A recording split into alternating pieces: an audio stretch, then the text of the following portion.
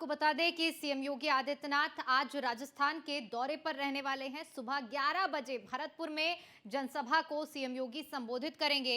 इसके बाद 1:50 पर जनसभा को संबोधन किया जाएगा सीएम योगी आदित्यनाथ की ओर से दौसा में, और 2:30 पर सीकर में जनसभा को संबोधित किया जाएगा।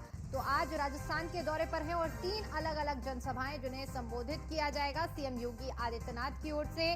पहली जनसभा जो कि 11 बजे है, 11 बजे भरतपुर में जनसभा को संबोधित करेंगे। इसके बाद 1:50 पर दौसा में जनसभा है, दौसा में जनसभा को संबोधित करेंगे।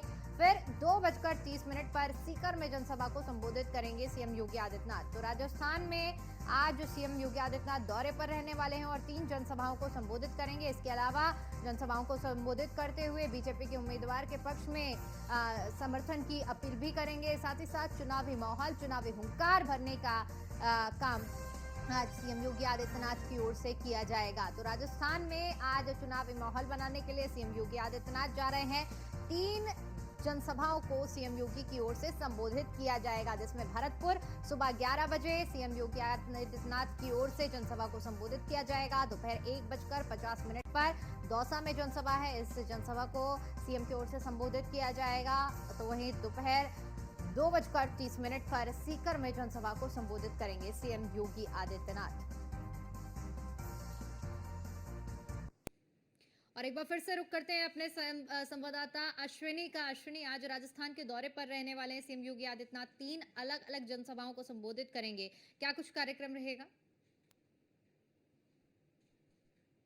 बिल्कुल, उत्तर प्रदेश के मुख्यमंत्री योगी आदित्यनाथ का आज राजस्थान दौरा है। राजस्थान दौरे के दौरान वो कहीं ना कहीं 3 लोकसभा सीटों पर आज चुनावी प्रचार करेंगे, जिसमें आज सबसे पहले भरतपुर पहुंचेंगे, उसके बाद आज दौसा पहुंचेंगे, उसके बाद में सीकर पहुंचेंगे। आपको बता दें कि आज जब भी चुनाव होता है, उत्तर प्रदेश में हो या फिर किसी प्रदेश में विधानसभा चुनाव हो या फिर लोकसभा चुनाव, प्रधानमंत्री नरेंद्र मोदी के बाद किसी भी बतौर मुख्यमंत्री अगर किसी की स्टार प्रचारक की मांग होती है तो सबसे ज्यादा मांग उत्तर प्रदेश के मुख्यमंत्री योगी आदित्यनाथ की होती है।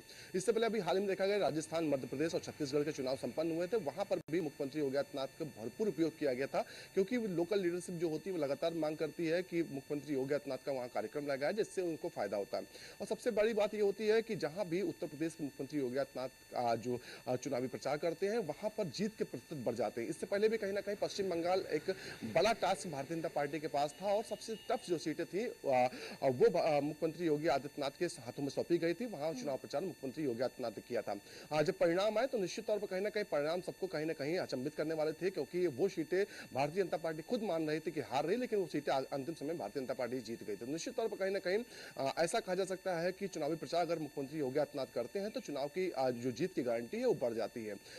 राजस्थान की बात करें, जहां भरतपुर, सीकर, दौसा में जो आज जनसभाएं होनी है, जहां पर दौरा करना मुख्यमंत्री को, ये यहाँ पर नाथ संप्रदाय से जुड़े हुए लोग बड़ी संख्या में रहते हैं, क्योंकि मुख्यमंत्री योगी आदित्यनाथ भी नाथ संप्रदाय से आते हैं, उसके पीठाधीश्वर हैं पीठ के। तो ऐसे में कहीं ना कहीं ऐसे मौके पर भारतीय जनता पार्टी बतौर एक मुख्यमंत्री, बतौर एक भारतीय जनता पार्टी के नेता और बतौर एक जो मठ के पीठाधीश्वर है, हर रूप में उनका प्रयोग कर रही है, क्योंकि अमूमन देखने को मिलता है जहां पर भी जो नाथ संप्रदाय से लोग जुड़े हुए रहते हैं वहां पर अगर मुख्यमंत्री योगी आदित्यनाथ का दौरा लगता है तो निश्चित तौर पर कहीं ना कहीं वहां की चुनाव माहौल कुछ और हो जाता है। तो ऐसे में कहीं ना कहीं भारतीय जनता पार्टी चाह रही है कि ज्यादा से ज्यादा मुख्यमंत्री के दौरे लगाए जाए। उत्तर प्रदेश में उन्होंने कमान संभाल रखी है, उत्तर प्रदेश के बाहर भी उनको कहीं ना कहीं जिम्मेदारी दी गई है।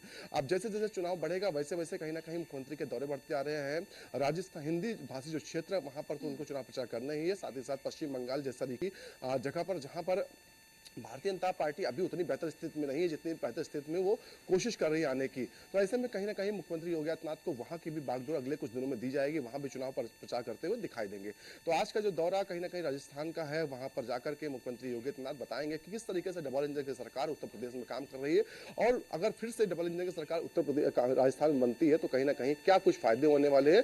साथ ही साथ कानून व्यवस्था को लेकर के भी जिक्र करेंगे, क्योंकि कानून व्यवस्था एक बड़ा मुद्दा रहा है उत्तर प्रदेश के लिए और कहीं ना कहीं राजस्थान के लिए भी। तो ऐसे में कहीं ना कहीं हैं, जब बताएंगे कि दोनों सरकारें जब सेम होंगी तो किस तरीके से कानून व्यवस्था की बेहतर होगी, साथ ही साथ डेवलपमेंट के रास्ते खुलेंगे। इसके अलावा राम मंदिर एक बड़ा मुद्दा होगा, क्योंकि इससे पहले देखा गया था जब 2000 अभी हाल ही में जो राजस्थान में चुनाव हो रहे थे विधानसभा के, उस दौरान जब चुनाव प्रचार करने के लिए मुख्यमंत्री योगी आदित्यनाथ गए थे तो उन्होंने तमाम जो कैंडिडेट्स थे उनसे कहा था कि चुनाव आप जीते हारे इससे मतलब नहीं है, लेकिन अपने क्षेत्र की जनता को लेकर के आप राम मंदिर दर्शन के लिए आएंगे।